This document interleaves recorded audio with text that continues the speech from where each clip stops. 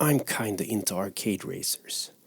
The grandparent of all arcade racers must be Ridge Racer, and I can't really say how many hours I've put into the PSP version of that one. The music, the design, everything about it is just magic in my book. I wouldn't say that I don't like sim racers or other driving games, but it's usually lack of time and the games not being pick up and play that keeps me from investing time in them. I don't know if the fact that I worked with a racing game called Rally Sport Challenge 2 for the Xbox back in the day, which meant that I played racing games at least 8 hours a day for close to 2 years.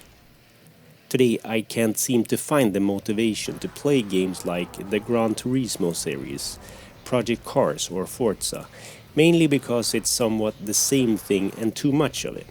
That's where Inertial Drift comes in and how we tie the knot to Ridge Racer that I was talking about earlier.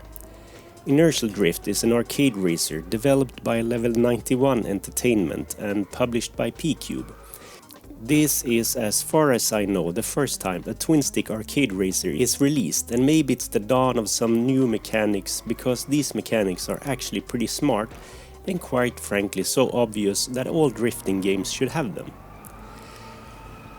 Set in some sort of pastel retro futuristic 90s with a super smooth soundtrack, you either like the art and sound of this game or you probably hate it. I'm not sure there's any in between. Myself, I'm on the like side and enjoy the kind of cel-shaded pastel-colored retro-wave dream that Inertial Drift actually is. On the other hand, if you're into heavy metal and driving carnage like Carmageddon or the likes, this might be too cute for you. This game doesn't boast about having 300,000 cars and 9,000 tracks. It doesn't boast about anything really apart from using the second stick, and that's what's so cool about it. The left stick is used to steer the car, and the right stick is what's called the drift stick. With a flick of the stick you simply throw the back of the car to the side and hence you are drifting. By default, the drift stick was configured so that if you turn the stick to the left, the back of the car will go to the right. This means to throw the car in a drift to the right you have to push both sticks to the left. To me this was backwards and I could not get used to this.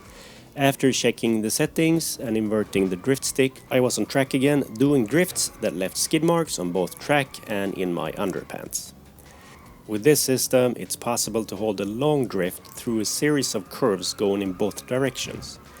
If this is realistic or not, I can't really answer, since myself, I'm driving a shitty Volvo that can't do tricks like this.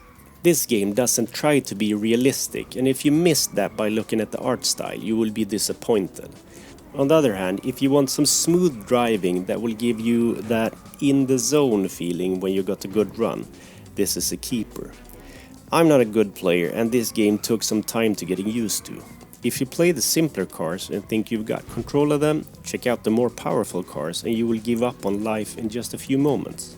Getting into the flow with the more difficult cars was hard, and there's a tough challenge up ahead doing the story mode or Grand Prix with these cars. For instance, with these cars you even have to use the brakes, and that ain't really my thing.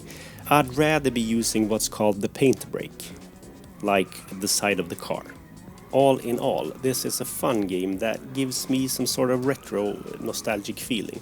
I haven't tried the multiplayer mode, but there's a split screen mode that I have to try with my friends in PQube. This game reminds me a lot of older driving games in a good way, with not being something too advanced. It's a rather straightforward arcade racer that gives me a good feeling. One downside though is the occasional frame rate drops to a rather low frame rate. These usually occur when you have other cars or ghost cars on the screen. I haven't run into this problem a lot, but it have happened from time to time. My conclusion about Inertial Drift is that it's a good game that I think will be better when played with friends in a challenge. There is an online mode, but I think where it shines is with friends during Saturday night game night.